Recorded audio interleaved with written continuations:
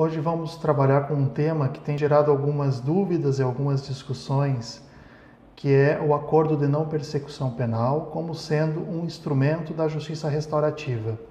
Então, o que eu vou deixar para vocês aqui é uma percepção minha, no sentido de que o acordo de não persecução penal trazido pelo artigo 28A do Código de Processo Penal é uma inovação bastante interessante, porém ainda ele não se aproxima da justiça restaurativa. Ele pode ser, sim, uma prática levemente restaurativa. E para que a gente possa compreender, então, essa perspectiva do artigo 28A e da justiça restaurativa, é importante a gente ter alguns parâmetros sobre as características da justiça restaurativa. E para isso eu vou me utilizar, então, da ideia de justiça restaurativa trazida pela resolução 225/16 do CNJ e que de alguma forma reproduz a resolução da ONU a 2002/12. E essa ideia de justiça restaurativa trazida pela resolução do CNJ é uma ideia em que a justiça restaurativa ela necessita da voluntariedade do autor do fato, né?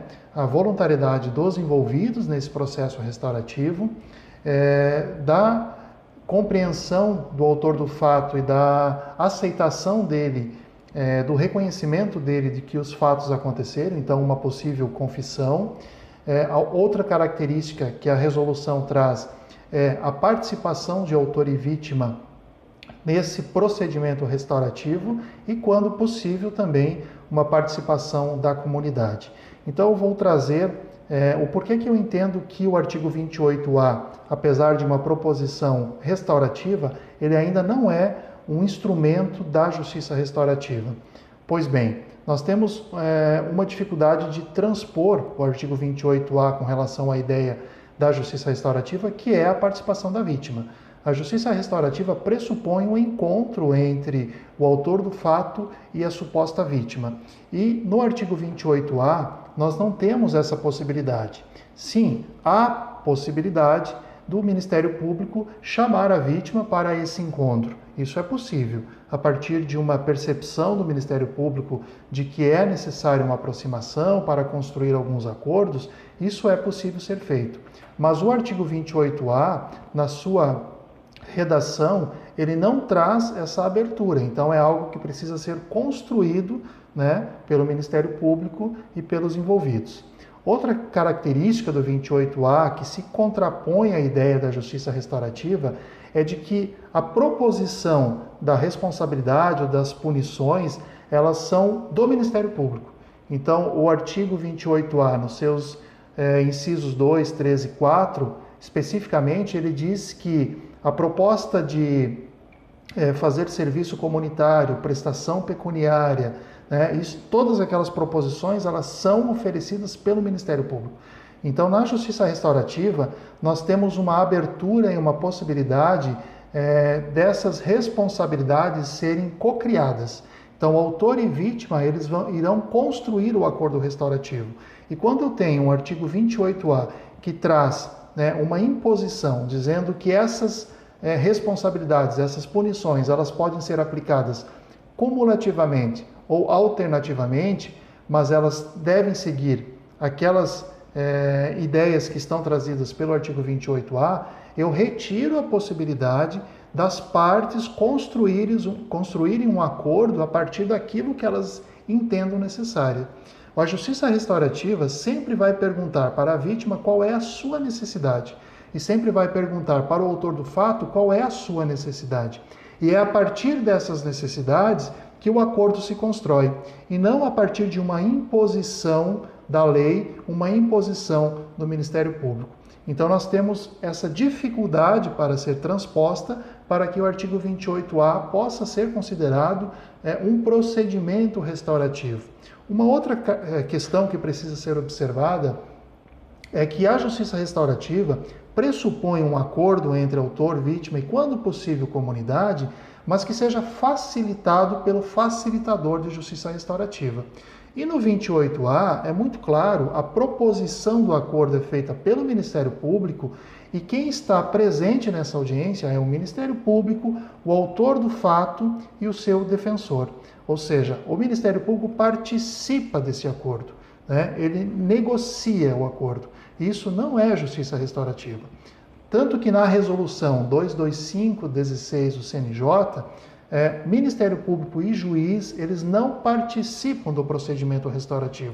Há uma proibição expressa deles participarem.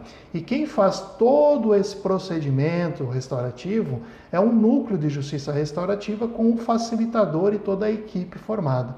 Então, essa é uma característica que é difícil também de ser superada a partir do artigo 28A.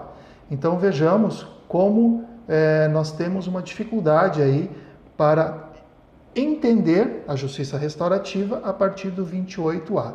Também há uma outra característica, uma outra situação que precisa ser verificada, de que no artigo 28A, incisos 2, 3, 4 e 5, as proposições que estão ali feitas, né, renunciar a bens indicados pelo Ministério Público, então veja que a vítima não tem participação, é o Ministério Público quem indica, né, quais são os bens que devem ser que o autor do fato deve abrir mão, renunciar ao direito.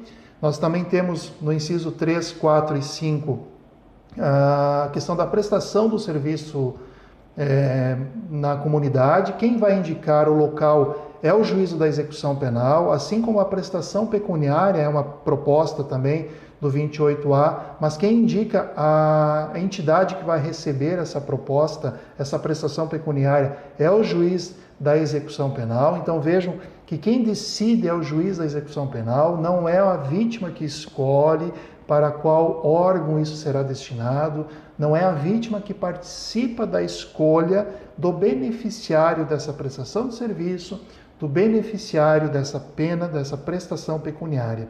E aí o inciso 5 do 28A traz uma ideia de abertura, né? Ele diz que também poderão ser propostos, né, outras condições, porém indicadas pelo Ministério Público. Então veja que não há uma abertura para que a vítima e o autor do fato construam um acordo. E por isso, então, nós não podemos compreender o 28A como sendo um procedimento restaurativo. Mas ele é, sim, uma proposta restaurativa. Mas é uma proposta levemente restaurativa. Por quê? Porque ele olha apenas uma das partes. Em alguns momentos ele olha a vítima, em outros momentos ele olha o autor do fato, não olha a comunidade em nenhum momento, e nós temos então uma ideia de restauração leve. Enquanto que a justiça restaurativa, ela é o encontro do autor, da vítima e, quando possível, da comunidade.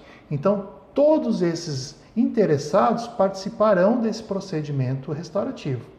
Então, a partir disso, né, fica a minha compreensão de que o artigo 28A é um movimento interessante, é um movimento mais humanizador no sentido de não aprisionar determinadas condutas, mas ainda está um pouco distante da ideia da justiça restaurativa real, da justiça restaurativa que a gente pretende ver implementada tão brevemente no Brasil, com legislações claras, com proposições seguras, em que inclua efetivamente a vítima, em que dê possibilidade do autor do fato e da vítima construírem esse acordo a partir de um facilitador que não seja o Ministério Público, que não seja o juiz, e a partir das necessidades de cada um. Lembrando que a justiça restaurativa ela não se preocupa com os acordos, ela se preocupa com as relações, com o restabelecimento das relações. E o 28A não está nem um pouco preocupado com o restabelecimento das relações. Está preocupado muito mais em evitar o aprisionamento, que é sim uma virtude, não vamos negar isso, mas não está focado no principal elo da justiça restaurativa, que é justamente restaurar as relações. Então fica aqui a minha percepção com relação ao artigo 28A e a justiça restaurativa. Isso ainda precisa ser construído, essa percepção minha não é uma percepção fechada, é uma percepção que faz com que muitos reflitam. Eu não posso compreender o 28A enquanto justiça restaurativa, mas eu posso aceitar o 28A como uma prática levemente restaurativa. Estamos a caminhar e eu acho que o caminho é por aí mesmo.